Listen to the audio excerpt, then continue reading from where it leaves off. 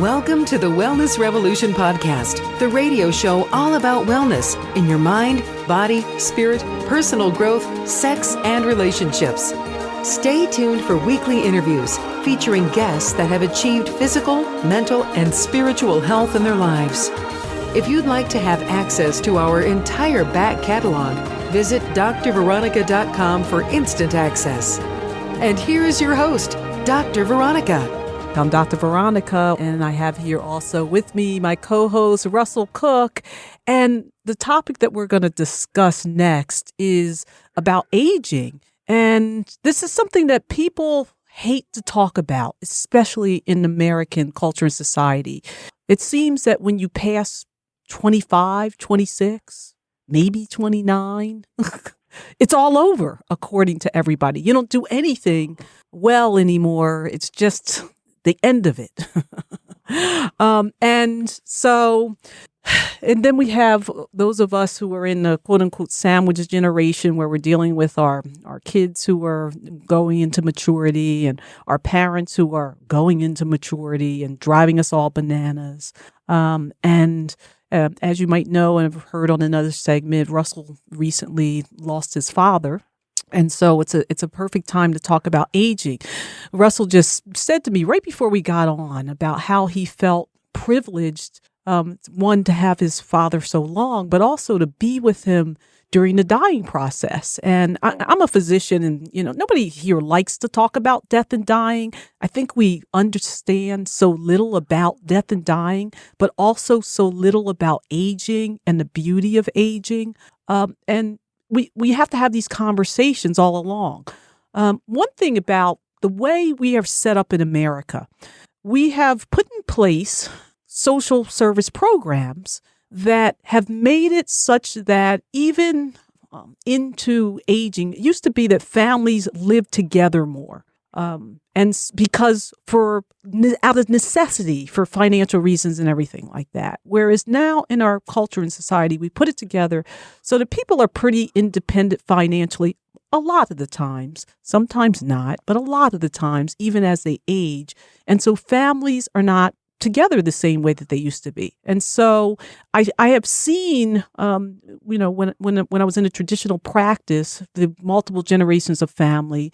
And it seemed to me that the older people in those issues were much more difficult than even the issues dealing with teenagers and young adults. There was this, rugged individualism and lack of cooperation, I'll call it, of the older generation in refusing to, let's call it, go with the program. Okay, so both Russell and I have experienced this to his extent. I think I've experienced it the most recently, and my father ended up going in the hospital. He was acting a little bit strange, and we found out what was going on. His thyroid was underactive, but it was because he wasn't taking his medication. He was living by himself, not functioning fully and taking his medicine and eating and doing everything the way he should because he was forgetting. Okay. And so why did he end up staying in the hospital for so long? Because when I went in and I said, listen, my father, who was a very brilliant man and still is a brilliant man, who was very high functioning, snowed everybody, and nobody picked up that he had any memory loss or any difficulty with his function. But then when they picked it up, it was quite a challenge to figure out, how do we handle this? Because the support systems are not great in our society to help people maintain their independence. Now, my father, in his wisdom at this point in life, he's 79, former electrical engineer, used to be the president of IEEE, has some early memory loss, which when you talk to him, you will not necessarily pick up, but I knew it was there from how he was functioning, and I was watching some things happening.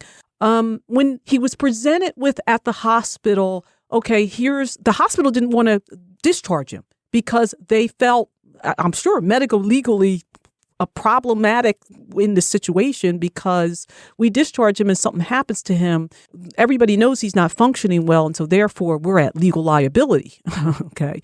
And this is what I was just like, listen, my father's not doing well. You got to figure it out. So when they decided he needed nursing care, he takes insulin several times a day. He has a lot of medicine. He needs to have somebody come in and help him with this. Well, under our current system, under Medicare, I think we can get a nurse maybe a few times a week to come in. The rest of it has to be paid for out of pocket. Well, guess what? Who's going to pay for it? Now, my father has a pretty good pension and some money. He has no car payment, no house payment. And so there's some monies there. He's not wealthy, but there's some monies there. Dad doesn't think that that's where his money should go. He doesn't think it's worth it. He can do it on himself. And so there was this standoff that lasted about 5 weeks, and he was in the hospital in an acute care setting because of it. So these are some of the issues that I'm sure our next guest can talk about. Russell has had some issues with, going back and forth with his father. I don't know how we do this, but one of the other issue is that there is ageism. So I'm talking about my father who's, 79 years old, and Russell was talking about his father who was 94 years old. But on the other side of ageism, I jokingly said when you pass 26, it's over. But I've also seen a lot of people who are very productive individuals meet midlife, get downsized, and also have a lot of problems getting into a new place, a new life, a new job, a new everything. So ageism starts way before your senior years. But yet the wisdom that I have gained from my mother, from my father, I'm talking about the frustrations, but my mother and father were wonderful parents, still are able to give, advice if I ask them. And guide, and that nobody could give because they have the perspective of years and wisdom that other people don't have. So let's talk a little bit with Dr. Bill Thomas. Dr. Bill Thomas, let me just tell you, changingaging.org is the website that you go to, changingaging.org. Dr. Bill Thomas, welcome to Wellness for the Real World. Well, thanks for having me on. I always like to set up my personal stories because that makes some triggers I totally agree. In the guests that come in, because you're like saying, okay, I agree with that, but I don't agree with that. I agree with that. I don't agree. Oh, you could do this. You could do that. And so first, I know you were sitting there, your brain going, because this is how us physicians work. And you work in geriatric medicine and elder care. There needs to be more geriatricians out there. So please, doctors going to medical school, think about geriatrics. Just in the beginning, just what I was saying, what is the first thing you thought about when I was talking about my father and his issues? Well, I thought you actually, you hit a number of points that were really key, and I disagreed about a couple of things, so it should be interesting. I think that you made the point that ageism isn't just for older people. There's ageism really starting at an astonishingly young age in American society. And that ageism colors a lot of what we believe about our own selves and our own potential and our own worth and value. So we live in a world that is just torn apart by sexism and racism. Ageism is there too. It's in some ways more insidious, but it also has an impact on the way we live and what we expect and how we expect the world to be. So I think it was great that you called that out as a part of the lived experience from a very early age.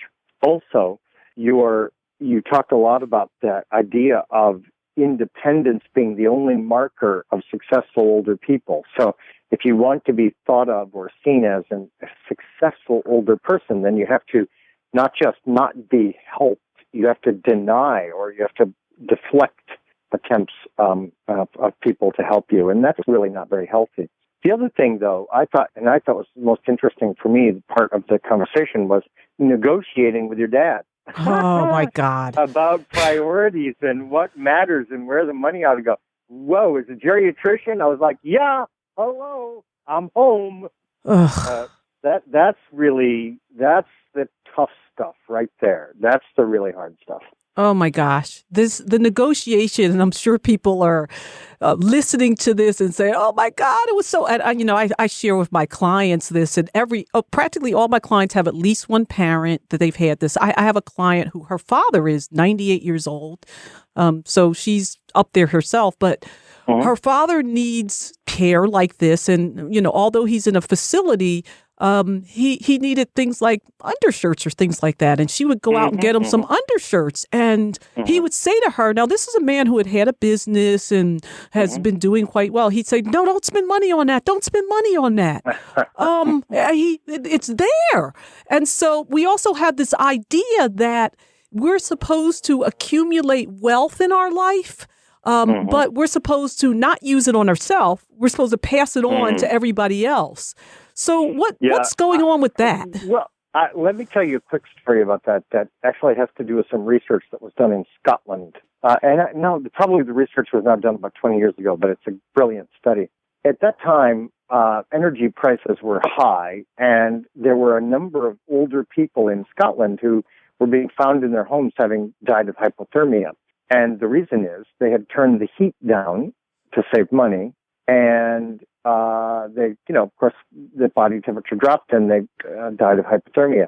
So a researcher got the idea of buying a bunch of parakeets and going to see the older people in this neighborhood and saying, look, I've got this parakeet. It's kind of homeless. It needs a place to stay.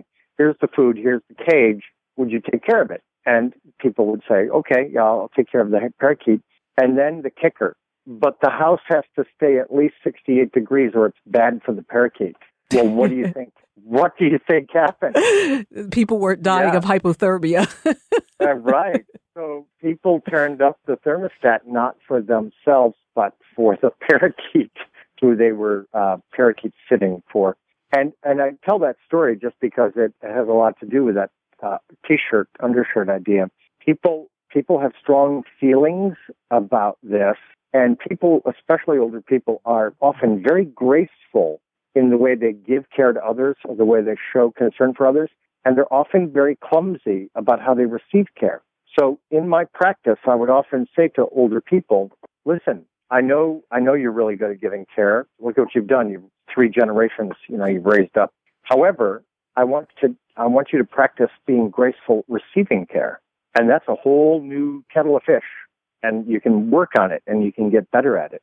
So notice that I said, receive care gracefully. I did not say be dependent. I did not say be a burden. I said, back to the T-shirt example, receive those shirts with a spirit of joy and understanding and gratitude, and not to receive them with a feeling of fear or anger, because that's not receiving care gracefully.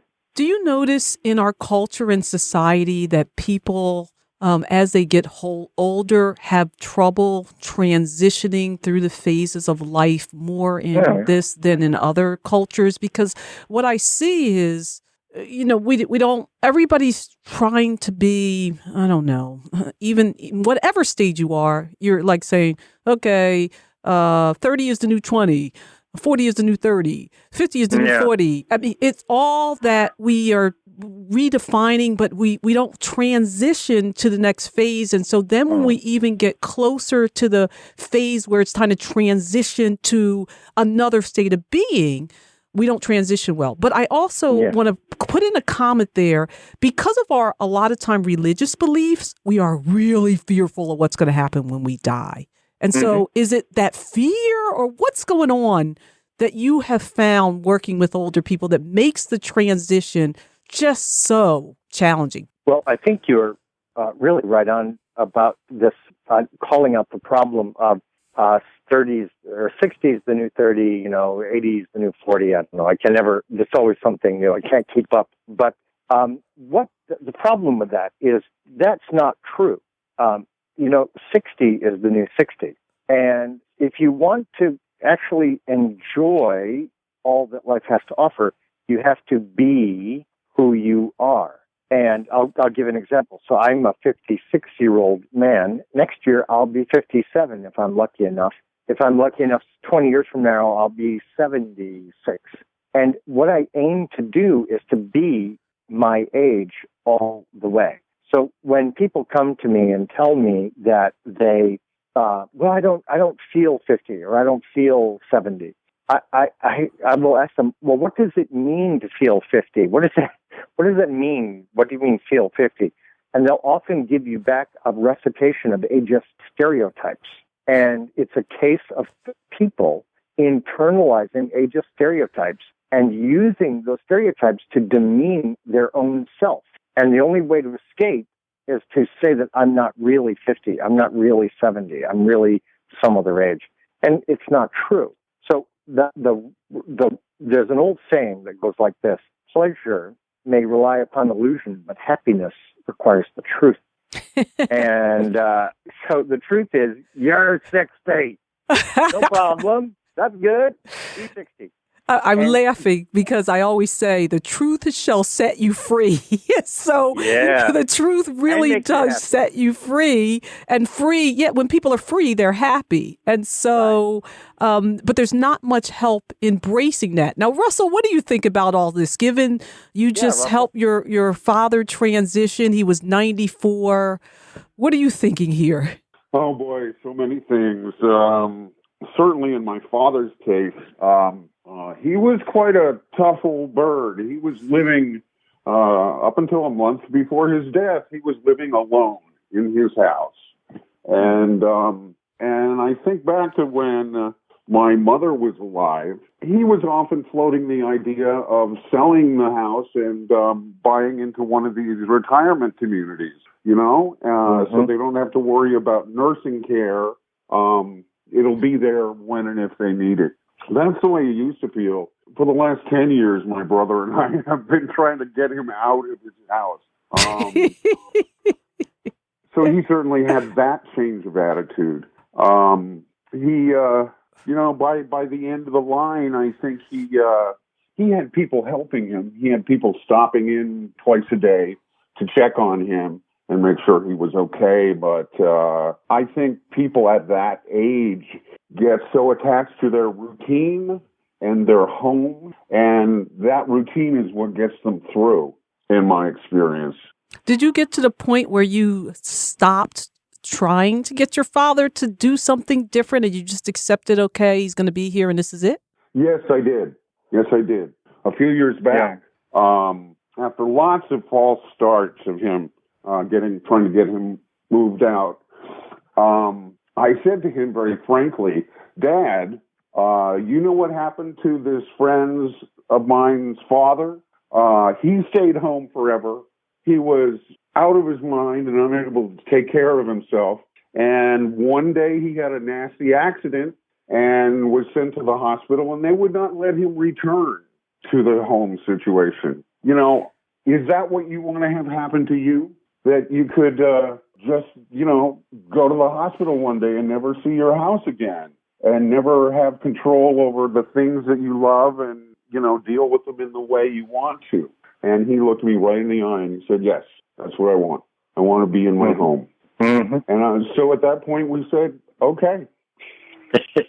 And so Dr. Thomas, is that the right approach? Because I, earlier probably than Russell has, I came to that approach now. I just came to it's too stressful for me, even though there's a better answer. And everybody, including everybody in the hospital, agreed that the right answer wasn't what he was choosing. And maybe he's not mentally okay. For our stress levels to all be lower, he's gotten to that point in life. I have lots of years before I get there. So if I let him stress me out, I'm going to be sick. And you know what? I'm going to live my life and enjoy my life. And I'll just wait for the phone call from wherever I get the phone call from. What do you say about that, Dr. Thomas? Well, actually, there's a really interesting concept that is well known that applies here that I think you guys would and the listeners would be interested in. It's called the right to folly. That's Folly, folly, or the right to do the thing that's not the smartest thing.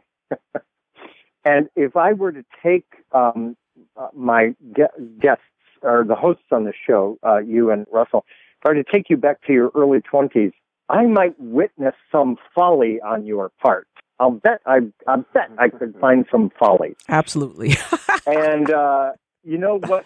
Everybody, but we have an agreement. People in their early 20s, they get to do things that, your mom is looking at you and going, that boy is trouble. That's the wrong guy for you. And, but you have a right to go with the wrong person and to stay out late and do all kinds of things that are probably not the best for you.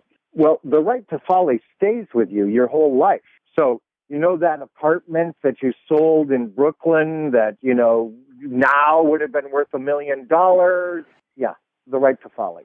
You get to make your own decisions. And the right to folly follows you into old age. So just like the 20-year-old, the 79-year-old gets to make decisions that other people go, that's a bad decision. as long as it doesn't, and this is the same for 20-year-olds, as long as you're not hurting other people or you're not literally endangering yourself, then in that case, your right to folly is very large, and it's great for families to recognize that dad is dating this woman. I don't like her, but he's got a right to go out with the wrong person, So that's why I thought Russell's story was really keen on sort of catching that, hey, we all got a right to folly, and it's fair, and it stays with us our whole life. And that means we do stuff that other people don't think is the right thing. So let's interject, because you're a physician and you see all kinds of people with all kinds of health issues. My father, diabetic, on insulin, who has hypoglycemic episodes and who lives by himself and doesn't seem to be able to administer that on his own reliably. Does he still have the right to, and has been diagnosed with some cognitive impairment? Does he still have the right to folly? How do we know when? So there's two answers. There's two answers to this. There's a legal answer and then a moral answer. The legal answer, he has as much a right to do what he wants as you do. In America, your dad is a citizen. I don't know. He's a citizen, maybe, right? Yes, he is absolutely. Born here in Philadelphia. Your dad's a citizen. He's equally as much a citizen as you. He gets to do what he wants. And there's no law that says you have to take your insulin exactly the way the doctor prescribed. In fact, I can point you to lots of young people who don't handle their insulin very well. Yes. So, as we know. So legally, he has a perfect, absolute right. Now, it gets a little fuzzier on morally. What moral obligations does he have? And, the kinds of things you're talking about, certainly it's creating risk. I mean, he could, heaven forbid, have a hypoglycemic episode and not get help in time, or, things like that could happen. But it's a two-way street. He has a right to call his own shots, and you have a right to tell him, I think that's dumb. so you have a right to say, if one of your friends was doing this, you'd say it was stupid, and you know that, and you can talk about that. Now, we're talking about medicine and stuff. There are times when people come to a point where they're actually not able to realize that what they're doing is dangerous. That can happen, and then that sets up a different dynamic. But your dad's not living that way by the sounds of it. So. Not yet. Yeah. Yep. So Russell has allowed his father the right to folly, and until pretty much right before he moved on to the next phase, he follied. I've decided I'm going to let my father folly. Let me just tell you where it gets a little bit stickier. Because he doesn't handle his finances well, he believes that my sister and I should give him money, even though he has enough, so that he can folly with his money, and we're supposed to pay the tax bill and all these other things. And so you're over there laughing because he feels. See, this is where it gets sticky, where I'm like saying, I'm not going to support your irresponsibility. So what has become, incredibly challenging at this point is every time my father calls me with these dumb, and he doesn't just call me. He now doesn't call me because he knows I'm the no lady. Okay. Yeah. He calls my husband. He calls my husband. And, we're both engineers. You can understand this. Don't you? This is, and his logic is very off, and my husband sees his logic is off. So I don't talk to him very much, which is, saddening me, because I'd love to be going into a phase where we're becoming closer.